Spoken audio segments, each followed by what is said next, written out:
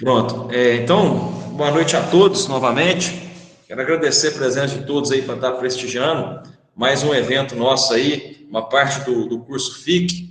Hoje nós trouxemos aí o doutor Patrick para poder estar falando um pouco para a gente sobre a reprodução. Então, a palestra vai ser dividida em 4 partes e à medida que a gente for pausando, a gente vai fazendo, levando as perguntas para o Patrick, tá bom? Então, eu passo a palavra agora ao Patrick. Boa noite a todos aí. Só uma breve apresentação. Meu nome é Patrick, eu sou zootecnista. Eu fiz mestrado e doutorado na área de aquicultura, com ênfase na área de reprodução de espécies nativas, e acabei aprofundando um pouco na parte de recirculação de sistema e genética. Faz 4 anos que eu terminei o doutorado, aí comecei a trabalhar como diretor-geral na Prevet, que é um laboratório de sanidade aquícola. Aprendi muito na área de saúde e análises laboratoriais de parasitas, sanidade em geral de organismos aquáticos. Em 2017, entrei como gerente técnico da Aquamérica, que é uma empresa hoje líder na área de genética no Brasil, de tilápia. E toda a minha experiência foi durante visitas em pisciculturas, parte prática. Às vezes a gente aprende muita teoria e muitas das vezes as teorias não se aplicam na prática, e com isso tudo a gente foi criando experiência. Até nesses caminhos acabei conhecendo o professor Adriano, nós executamos alguns trabalhos aí em Goiás, foi muito bacana. Até faz 2 anos nós fizemos uma aula prática aí de reprodução, e infelizmente esse ano a aula acabou, por conta da pandemia, tendo que ser mais à distância, mas com certeza acho que ano que vem vamos ter oportunidades de estar colocando tudo em prática do que a gente está aprendendo, né? Então, como o Adriano já falou, a gente segmentou a programação, ele até comentou em 4, mas eu fiz mais ou menos em 3, para a gente estar podendo fazer uns breaks e fazer uma conversa ao longo da apresentação, para ficar mais como um bate-papo. Acho que cada um tem uma dúvida específica e não necessariamente vai ser o que eu vou estar explicando. Então, a qualquer momento também, se alguém quiser fazer alguma interrupção, pode ficar à vontade, mas vamos mais ou menos seguir essa programação. Então, primeiramente, né, a introdução. Se a gente está querendo trabalhar com reprodução, alevinagem, a gente tem que estar estudando o mercado consumidor. Não adianta a gente estar produzindo uma espécie que naquela região não tem uma certa absorção.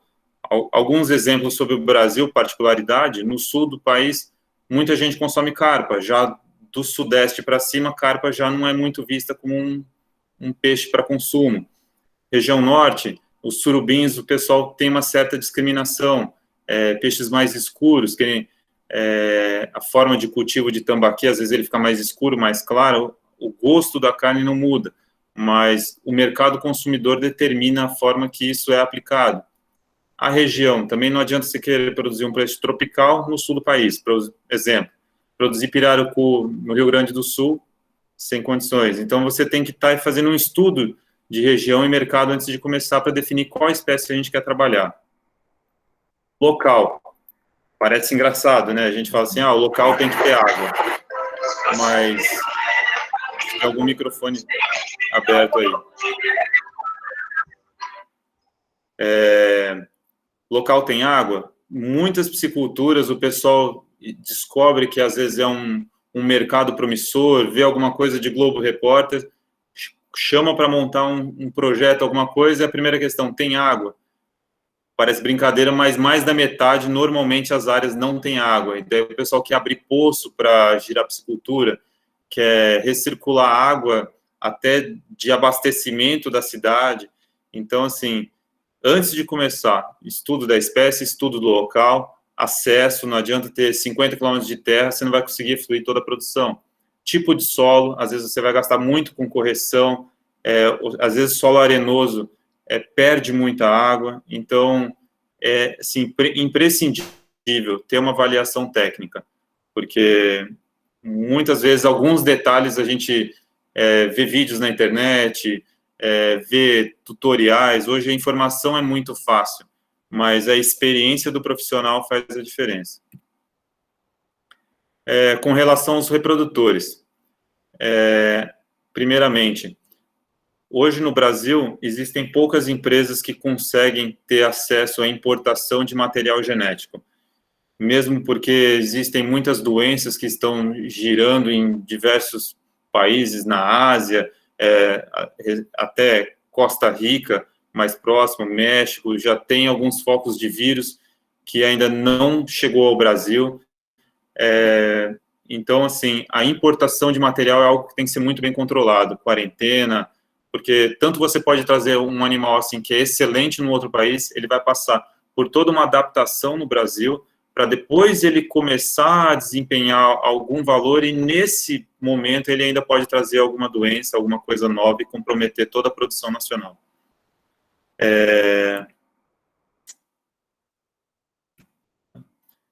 Outra coisa que acontece muito, e é uma coisa que não tem como a gente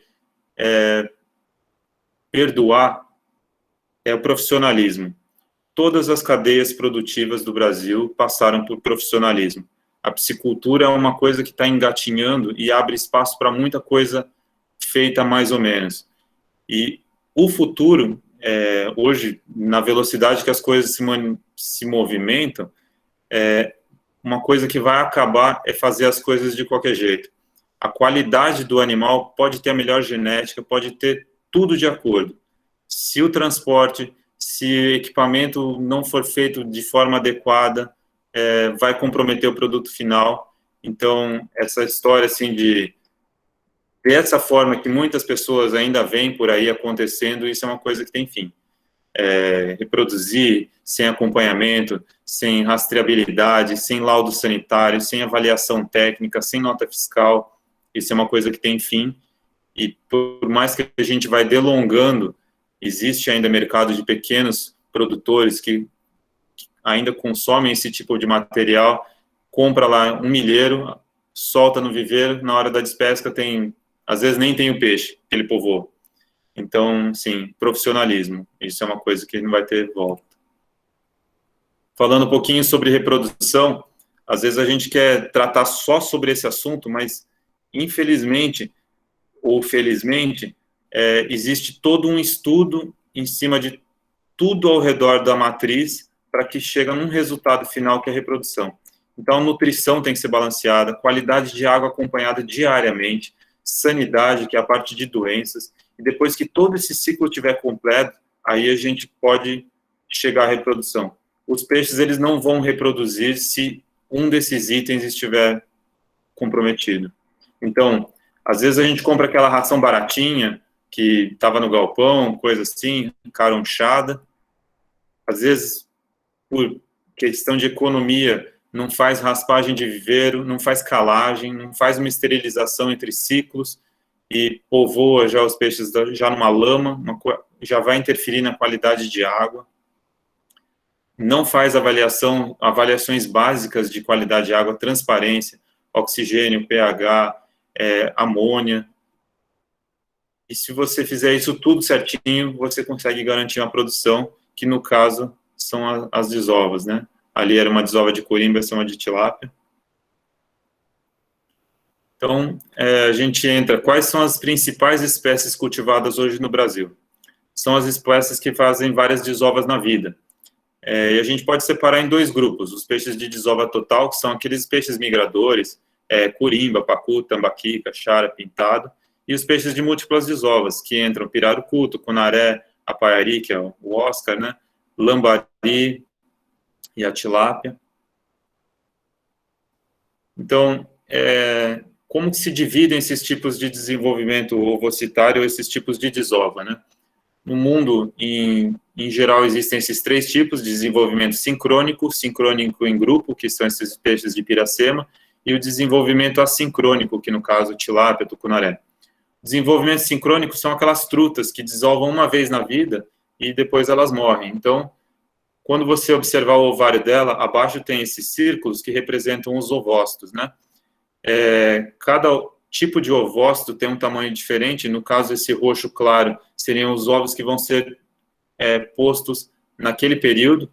os roxinhos são ovos que vão ser preparados para o ano seguinte, e os vermelhos seriam ovos que estão no meio do caminho. Então, isso que é o interessante dessas espécies, as adaptações delas para sobreviver. Os peixes de desenvolvimento sincrônico, como as trutas, como eles vão morrer, eles só têm um tipo de ovo na barriga. Sempre vai ter um tipo de ovo só, seja prematuro ou seja adulto. Esses peixes de desova total, como o tambaqui, ele tem dois grupos. Um que vai ser para o ano seguinte e um que vai ser para esse ano. Já as tilápias, que elas têm uma desova, assim, pode-se considerar oportunista, a temperatura ficou adequada, a qualidade de água está adequada, em questão de 15 dias ela já consegue preparar os ovos para serem liberados. Esses ovos sendo liberados, já tem um outro ovo na fila se preparando para a próxima desova. Então, rapidamente, falar só sobre as principais no Brasil, os peixes de desova total, que realizam a piracema, aqui alguns exemplos. São peixes que, durante a seca, eles percorrem o rio, se alimentam e vão guardando energia. No período das chuvas, das inundações, esses peixes entram nas várzeas, onde tem raízes e substratos para fazer a desova. Eles sincronizam essas desovas e realizam a piracema. Para esses peixes reproduzirem em cativeiro, a gente faz uma intervenção hormonal. Eu não vou aprofundar muito nos tipos de hormônio, acho que a gente pode até pensar isso numa outra oportunidade, mas essa reprodução ela é feita artificialmente. Após a indução, esses animais ficam em um período de descanso. Quando eles estão para liberar os ovócitos, isso é feito um cálculo do momento exato. As fêmeas, no caso, essa é uma fêmea de Curimbatá, ela foi induzida, teve o descanso, o corpo do animal tem que ser bem seco, porque esse ovócito, se ele entrar em contato com a água, ele automaticamente começa a fechar a micrópula. Então, você tem a partir, mais ou menos, após a hidratação, uns 15 segundos para esse ovo ser fertilizado.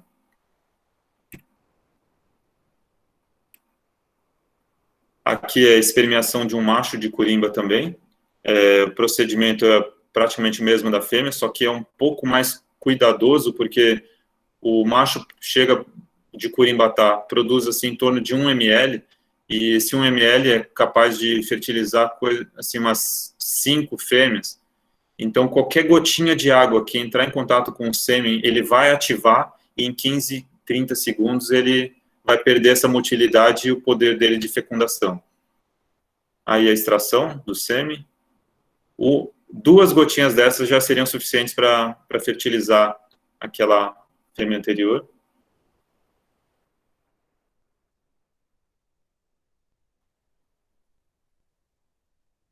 Após a fecundação desses ovos, vão para as incubadoras e em 18 a 20 horas após a fecundação, já é possível ver as larvinhas.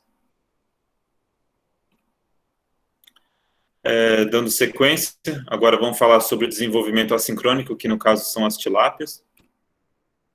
Fazem parte desse grupo lambari, tilápia, pirarucu, tucunaré. Agora a gente, não sei, quer fazer algum break por causa dessa introdução? Ou podemos dar sequência já para continuar a tilapicultura?